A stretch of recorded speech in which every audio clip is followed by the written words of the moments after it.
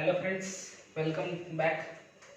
Now we will be discussing about the second quantum number, that is azimuthal quantum number. Previously I said it is also known as orbital angular momentum quantum number. Yes. Now just we will go into the concept of azimuthal quantum number. This quantum number was given by Sommerfeld in the year 1915. Why was this given? This was given to support the argument of Bohr's theory. Yes, he introduced new elliptical orbits into the existing orbits of same energy level. Those elliptical orbits were called as subshells. Each subshell used to carry different orbitals.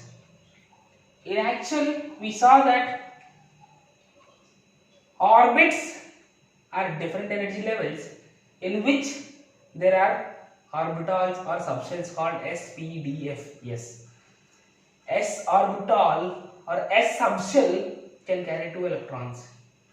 S is having only one orbital, hence you can call s orbital and subshell the same.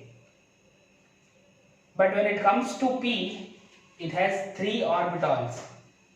P subshell carries 3 orbitals. But how could we justify the arrangement of orbitals? Yes, the elliptical orbits are nothing but energy levels for subshells. The circular orbits represents the shells and the elliptical orbits represents the subshells. And that was primarily denoted by azimuthal quantum number is primarily denoted by small letter k, which depended upon number. Which number? Principal quantum number. K was dependent upon small n, that is principal quantum number. And it was able to take values up to 1 to a maximum of n. It couldn't exceed n. Yes, because you can see when Sommerfeld was with the concept of elliptical orbits, we know in the ellipse there are 2 axes, that is, one is major axis and the other is minor axis. The major axis could cover the distance of n. What is n? N is the length of major axis, and what is k? K is length of minor axis. This is what is the equation. And why did we go through this? Because at this position electron is very far from the nucleus, but at this position electron is very close to the nucleus. When the electron is very close to the nucleus, it is accelerated by the forces acting upon it. That is, to overcome the positive energy coming from it, it needed to accelerate a bit more from that area to continue its revolution around the orbit. After that, there was a new model of an atom discovered, that is quantum mechanical model, which is still prevailing, and it is the best model of an atom which can be found. So in quantum mechanical model, K is replaced by L. L? Yes. What we were discussing about, that is azimuthal quantum number, is now denoted by the letter small l. And that small l replaced small k after the quantum mechanical model of an atom, where L is k minus 1. Okay, L is k minus 1. We knew that k can take values from 1 to n, right? Yes. Then what are the values that n can take? What are the values that L can take? If k could take values from 1 to n, then what are the values that L can take?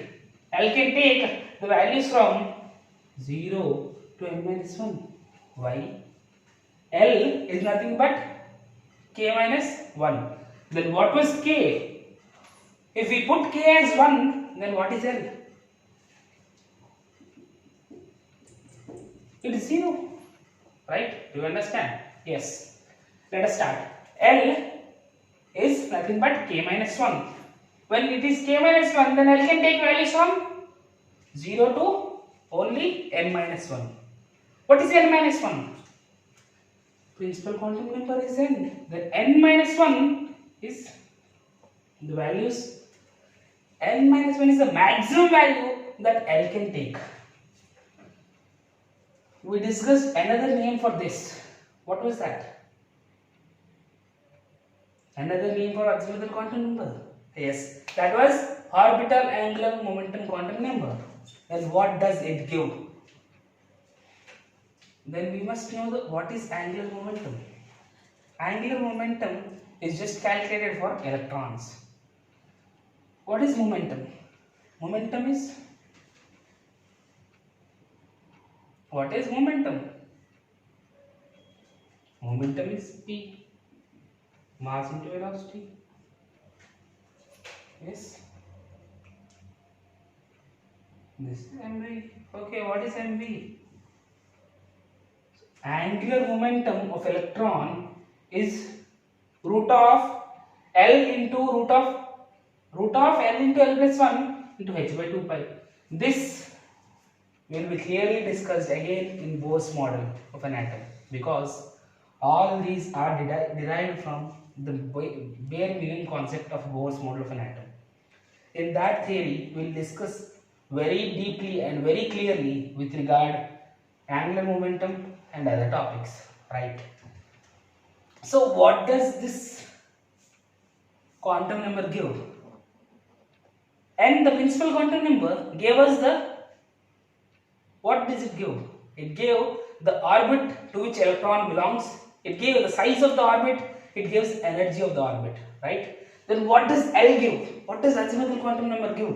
Why do we require it? We require it because it gives the shape of the orbital. It gives the shape of the orbital. L can take only certain values. Why? Because we told that L is only restricted to 0 to n minus 1.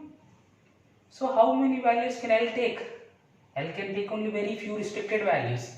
Those restricted values, while taking those restricted values, L can only give very restricted shapes. And giving of these restricted shapes is known as quantization of shapes. Do we get it? Yes. L can take only certain values. L gives the shape of an orbital.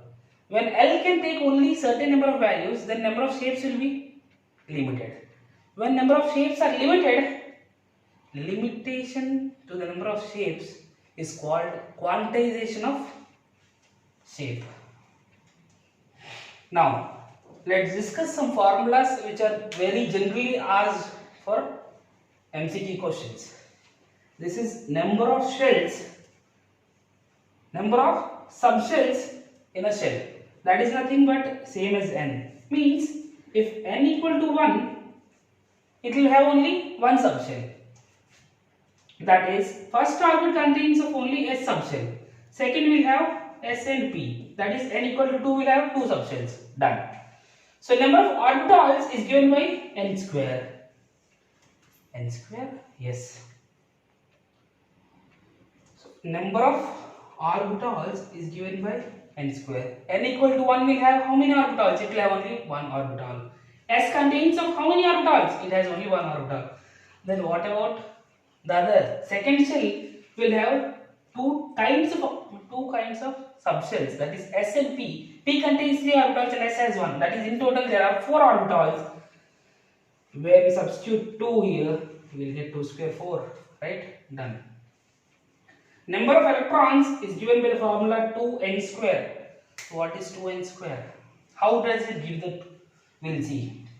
If n is 1, then what is that? First orbit contains only s orbital.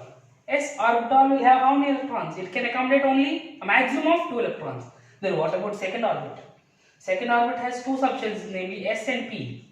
S can accommodate 2 and P can accommodate 6. In total, second orbit can accommodate 8 electrons. That is 2 into 2 square. What do we see? 4 into 8. 8.